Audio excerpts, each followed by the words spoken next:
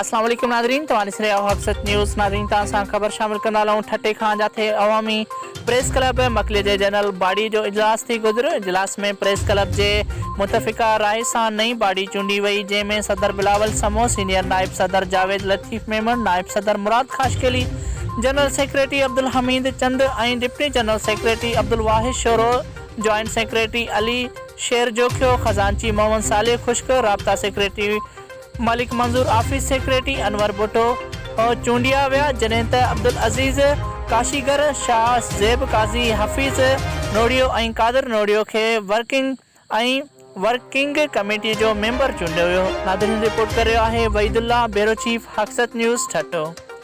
वधीक ख़बरुनि खे ॾिसण जे लाइ ॾिसंदा रहो असांजो चैनल ऐं विज़िट कयो फेसबुक ते, यूट्यूब ते हक़सत न्यूज़।